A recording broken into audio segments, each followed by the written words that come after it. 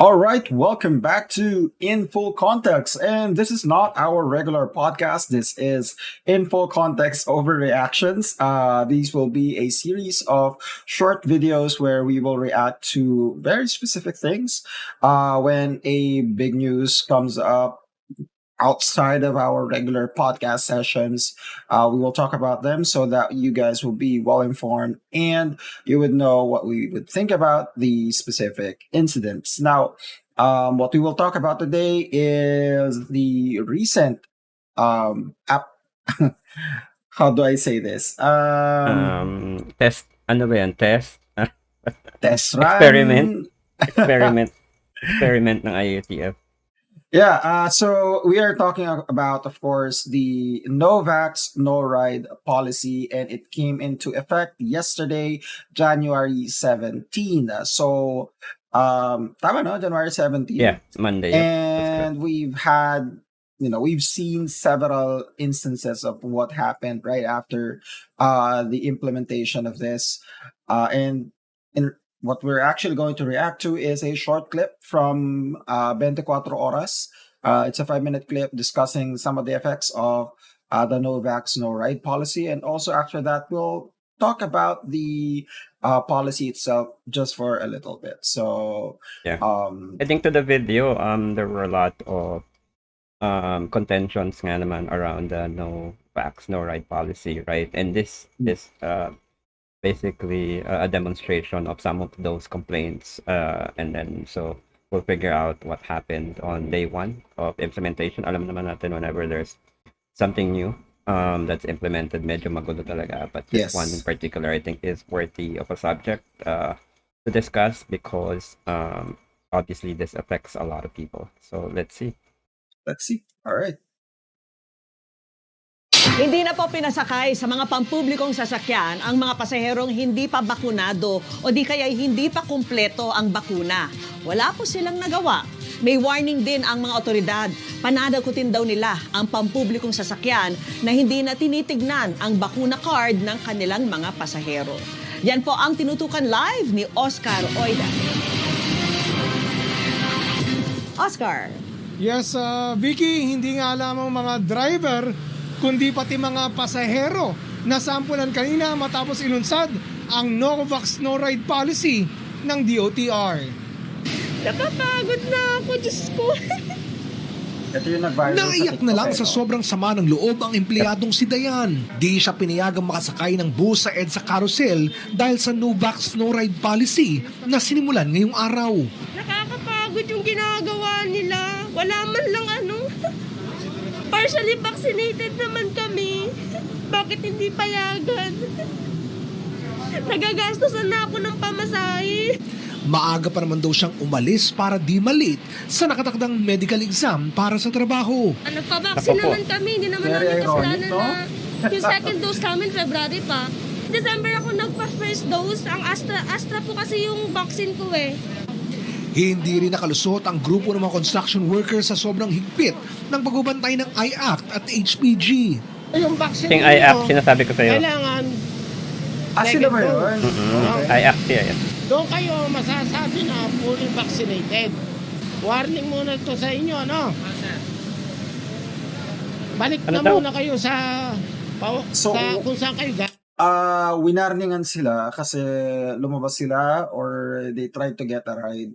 Sinubukan nila kumuha ng sumakay sa pampublikong sasakyan nang hindi sila fully vaccinated. Medyo Okay. ah, So warning, pinasakay ba sila? Tingnan natin anong ginawa. hindi naman sila pinasakay, pinapauwi na sila nung So, hindi warning yun.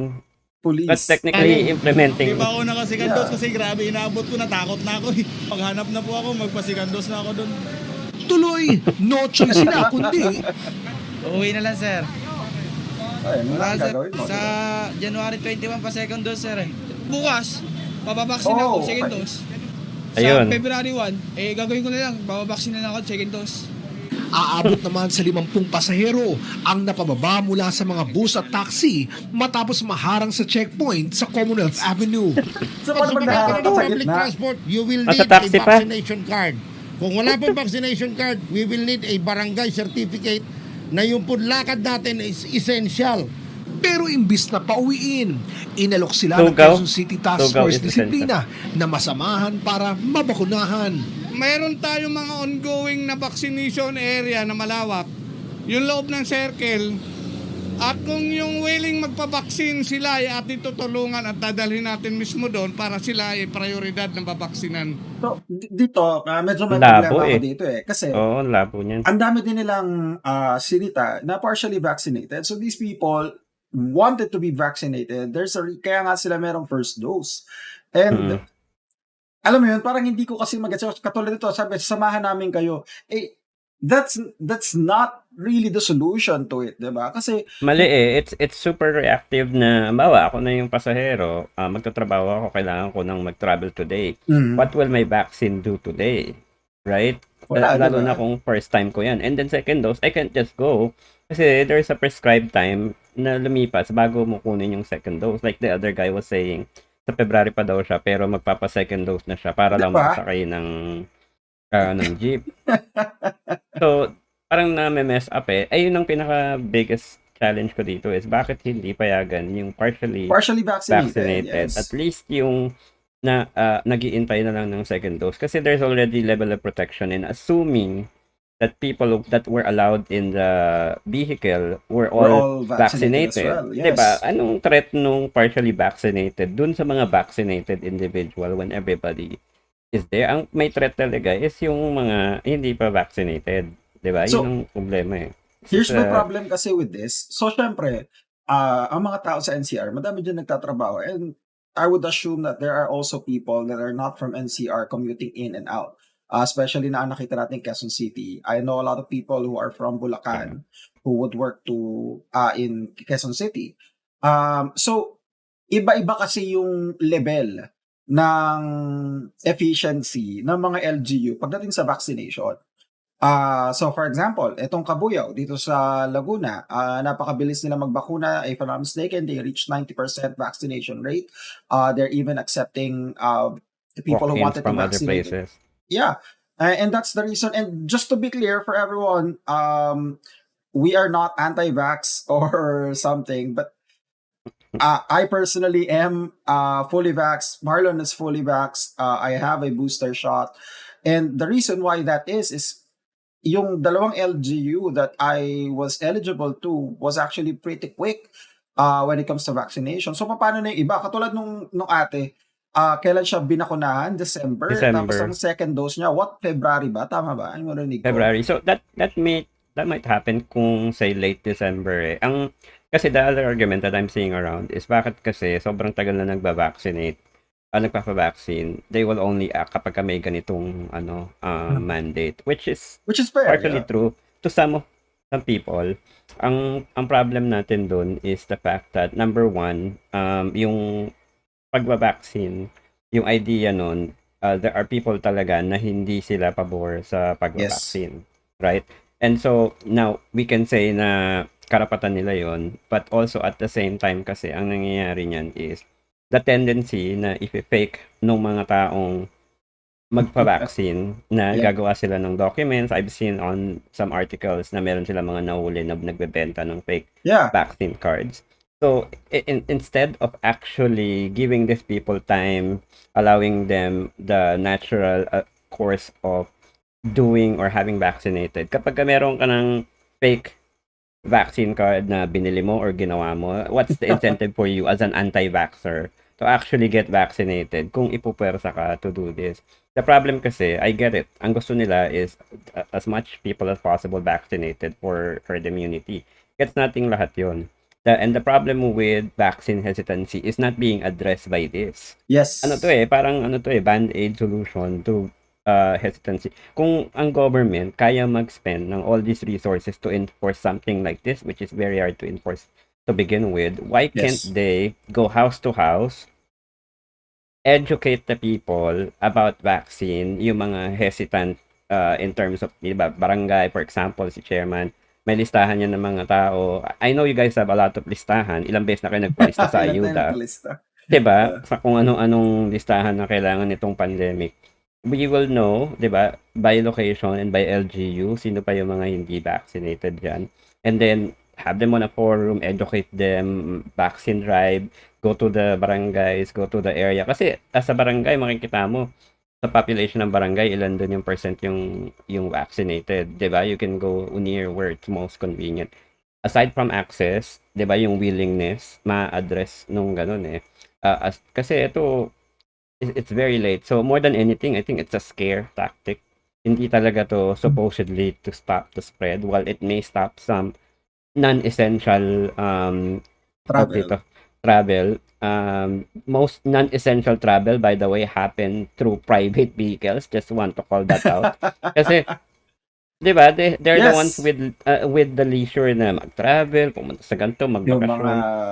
papunta Kasi ng ngayon, staycation. oh, We've kasi seen a lot kung of ikaw, that. commuter ka, average Joe, and then nagtatrabaho ka, 'di ba? That would be the only, alam mo naman na every time you ride public transport, you're exposing yourself, lalo na kung Yes. anti-vax ka. So why would you even risk that kung non-essential? And also, medyo may loophole to eh. Ang daming nung binasa ko yung implementation. Sabi diyan, pwede ka daw mag-commute or sumakay kung number one, you're on your way to a vaccination center. Yes.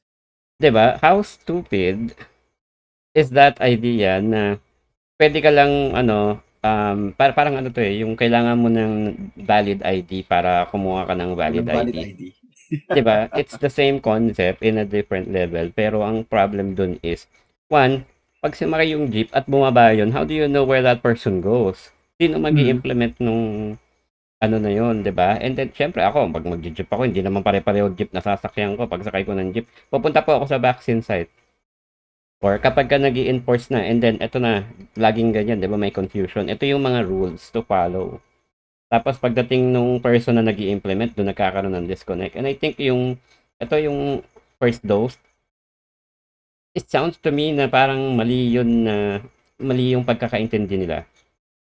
Kasi kung pwede yung tao na papunta pa lang ng vaccine site, sumakay, bakit hindi yung may first first dose? dose na? Yeah. Right? And then may rule din na kapag ka you are availing essential services, goods and services, pwede kang mag-commute. That's also an exemption. 'Di ba? Going back Kasi to what I said kanina, sinong babiyahe ng hindi essential? it's going to be hard kasi to implement talaga. Kasi for example, let's just take the partially vaccinated people as an example. Madaming LGUs. I know a lot of people na yung schedule nila ng vaccination in Workday, between oo. the first and second dose is big. Malaki yung gap. There are a lot of LGUs that are not able to provide ample vaccination para masunod yung tamang time frame for the vaccination. So, paano yung mga yon? And also, ano mangyayari doon? Essential goods and services. And the thing is, these people need to work, di ba? Nag-set up ka ng guidelines on how, pinayagan mo na yung partially vaccinated. Yung unvaccinated, meron silang guidelines on how they can work on site. And then, hindi mo sila papayagan sumakay sa public transport, which is nonsense. Ano yan eh, parang yung motor na kailangan may barrier pa. O kaya, Sa totoo kasama mo sa bahay, pero pag nagda-dine-in ka, kailangan meron pang divider between the two of you. Kasi if you're willing to go this far, why not just block the end point?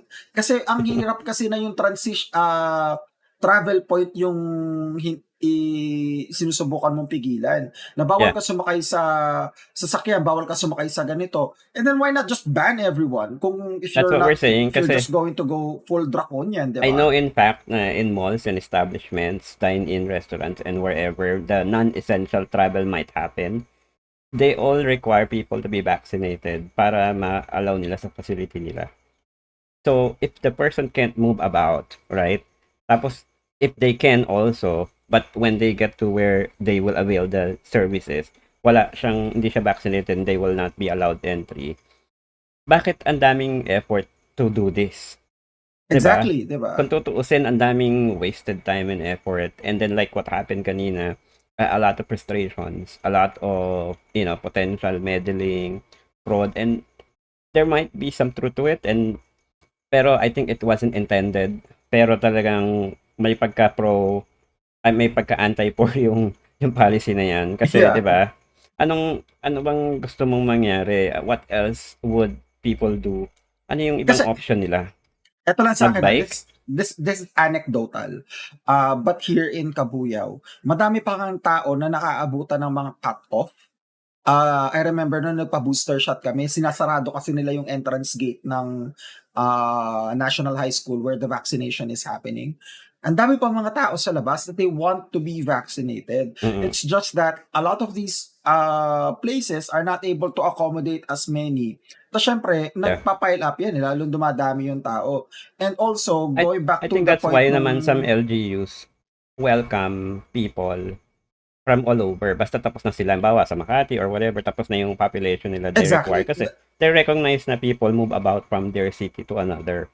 Kumbaga gets na yan eh. Dapat given yun. Although, like you said, maraming reason bakit hindi, ikaw, kumbaga dadayuhin mo pa yung Diba? yung lugar. Una, we already have public transport issue. Hindi yung buses and jeeps and whatnot shouldn't be like, 50-70% capacity. So, alam mong maraming restriction na existing to try to mitigate yung pag-spread. 'Di ba? So, hindi, ano talaga to eh. And going back to Wasteful. the issue of possible fraud, gusto ko lang ding i-raise kasi there is no standardization ng mga vaccination cards ng iba't ibang LGUs. There Sure. are LGUs na literal na Xerox copy lang ng vaccination card. Yun na mismo yung vaccination card mo. There's a lot of LGUs like that. I've seen several here in Laguna. I've seen people that are using that na may tama naman, may tatak naman nung may pirma nung doktor, merong nakalagay na serial Oo. number ng bakuna. Pwede But pa the nga raw problem picture is, lang eh. Pwede pa nga yeah, raw picture lang ng it's vaccine prone card eh. to fraud. I mean, that yun na nga lang. Kaya nga nakakatawa kasi yung parents ko, they got vaccinated here in Laguna. Yung vaccination card nila ano lang, Xerox copy lang. May QR code. Pag in-scan mo yung QR code ng dalawa, pareho lang kasi it's a Xerox copy of the exact Yeah. same document. So, what's the point? Buti pa yun sa akin, yung galing sa Makati. galing sa Makati, medyo may pagka-legit pa kasi What it's would, an actual kumbaga, QR. what would help or prevent you from me borrowing your ID? Kasi wala namang picture. Borrowing your ID, your vaccine card, and then I take it with me kasi ako unvaccinated ako eh. But because ako yung lalabas, ano ba para tong quarantine pass Quarantine version pass, 2 eh. exactly. Right? Our vaccination cards essentially just became quarantine passes. And I We have so know how many that, things to say. di ba? We know how that failed. Kumbaga, napaka wasteful. So, definitely, I think the idea is to scare people into vaccinating more. Yun yung if anything, ito yung pinaka-impact nito eh. Pero doing it that way is obviously the least effective method. Meron pa nga mga nag-suggest na why don't you tawag dito, incentivize people na magpa-vaccine, yung mga anti-vaccine. Exactly. Bigyan mo na ng pera or Ayuda. ayuda or foods or If I'm not whatever. mistaken, even in Germany, parang pag nagpabakuna ka, they give you, I don't remember if it's Germany or UK, na a shot for a shot. Bibigyan ka ng I-refer mo sa beer. trabaho or kung ano man. Kasi The point is, positive reinforcement will always work better than negative unless Oo. you go full Pwede siya. talaga. Pwede yon, although some people might say na ano ba yan, unfair. Sila na nga yung matitigas yung ulo. Sila pa yung Sila may pa yung incentive nabigyan. nung bibigyan ng vaccine. That may be true, pero narinig ko to kanina and this is a very good point. Para matapos na. Exactly. Para tayo makapag-move on na dahil, di ba, yung konti na lang yun eh. In terms of vaccine, at least in the greater area, Metro Manila, dito yung talaga eh, yung majority where people are impacted by this. Kasi ang rule is alert level 3 to alert level 3 dapat when you cross borders, you are vaccinated. And that's what the only restriction they have. So many ways to go around that rule. There's so many ways to defraud this. There's so many ways this could fail. If anything, this is just adding frustration to people na obviously is already having a hard time since the pandemic started. If they want to continue this, the only way to actually enforce this is to just allow partially vaccinated people to travel. Kasi hindi naman nila nakasalanan yun.